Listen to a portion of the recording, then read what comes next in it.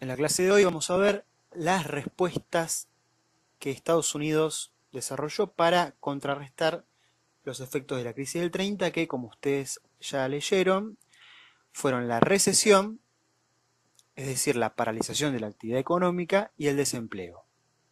Como los bancos quebraron, las empresas también quebraron, y como las empresas quebraron, muchas personas quedaron sin empleo. Bien, las estrategias para solucionar la crisis en Estados Unidos fueron dos, pero en general las estrategias para solucionar cualquier crisis siguen siendo dos, ¿sí? O sea, estas dos estrategias no nos sirven para entender únicamente la respuesta estadounidense a la crisis del 29, sino que nos sirve para entender crisis actuales, crisis mundiales o crisis locales, ¿sí? Siempre son estas dos, ¿sí? Una es la vía ortodoxa, la solución ortodoxa o la solución liberal, ortodoxa porque es la tradicional, ¿sí?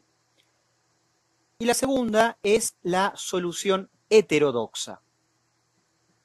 Heterodoxa quiere decir la que no es la tradicional, la que no es la que siempre se usó, y también tiene como nombre la estrategia keynesiana por Lord Keynes, que fue un economista que diseñó una teoría sobre cómo debería actuar el Estado ante una situación crítica de recesión, ¿sí? Esta teoría sobre todo defiende la intervención estatal, por eso se le dice intervencionista, en lugar de la teoría liberal que defiende que el Estado no debe interferir en la economía, ¿sí? Esas son las dos teorías, la liberal, que dice que el Estado no debe intervenir, y la intervencionista. Vamos con la primera, la solución o la estrategia ortodoxa, es decir, tradicional, que es la primera que los gobiernos intentan cuando hay un escenario de crisis, ¿sí? Bien, cuestión. ¿Cuál es la palabra clave para la estrategia ortodoxa? El ajuste, ¿sí? La palabra clave es el ajuste. ¿Por qué? Porque la estrategia ortodoxa surge de un diagnóstico que dice que el principal problema que enfrenta una economía en recesión es la del gasto público, es el déficit fiscal. ¿Qué significa déficit fiscal? El déficit fiscal es cuando un Estado gasta más que lo que recauda a través de impuestos, por ejemplo. El Estado gasta más que lo que recauda. Entonces estamos en déficit, ¿sí? ¿Cuál es la meta para esta estrategia?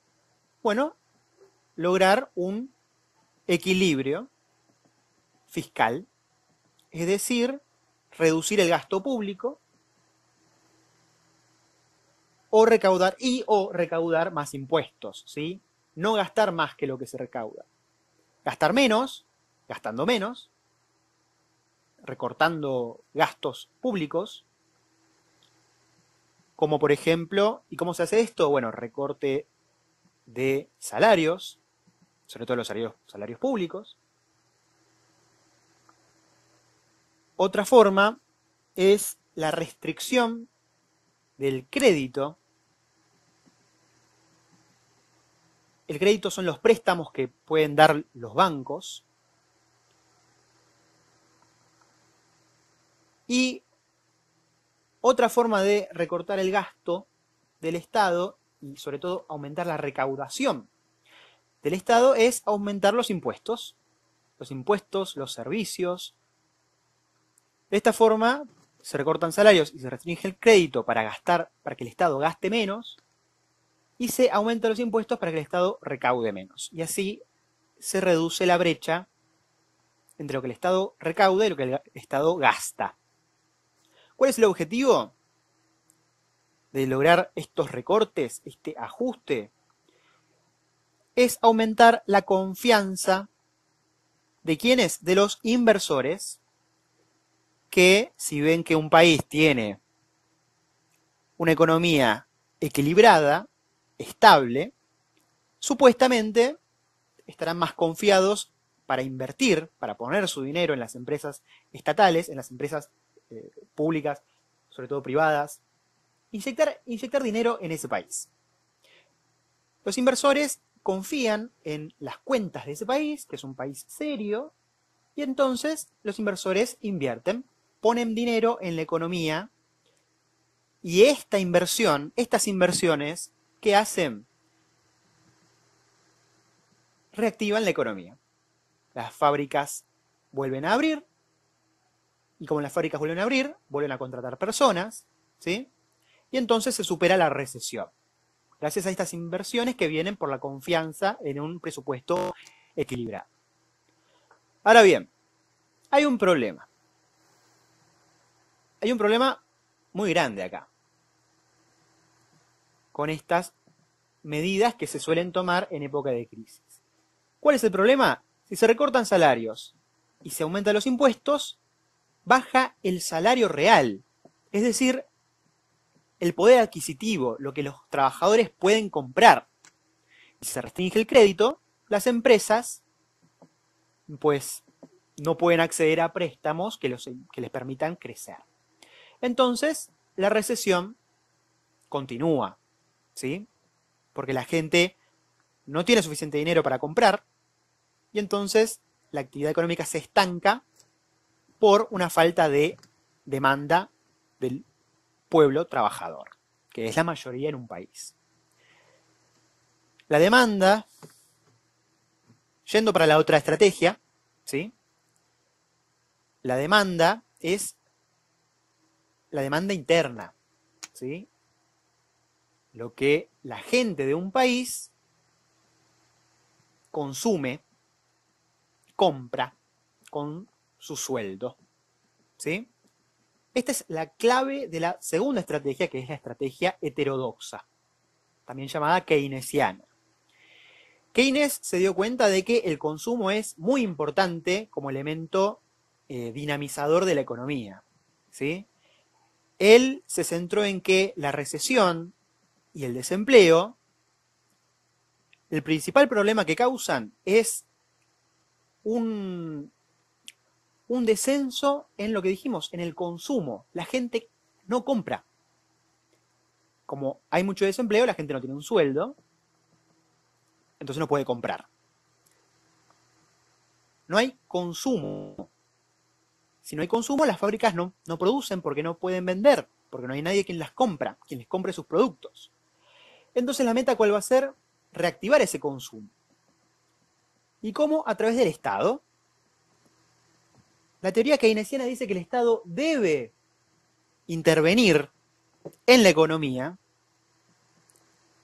para reactivar ese consumo de las clases populares, de los sectores mayoritarios de una población, que son las clases trabajadoras. La mayoría de la gente que vive en un país es de clase trabajadora. Si no tiene empleo, entonces no puede comer, no puede consumir, no tiene ni siquiera para comer, menos va a tener para comprar otros artículos que no son de primera necesidad.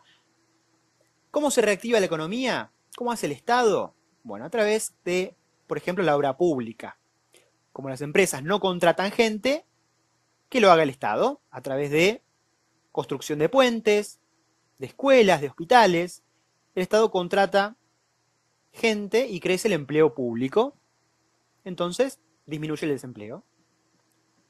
Otra forma es con el aumento de salarios, ¿sí? Fíjense la diferencia con la otra alternativa. Los salarios aumentan ¿para qué? Para aumentar el poder de consumo de la gente, de los trabajadores. Y al mismo tiempo, ¿qué hacemos con los desempleados? Los que todavía no consiguen empleo, ni siquiera en el empleo estatal. Bueno, damos un seguro de desempleo.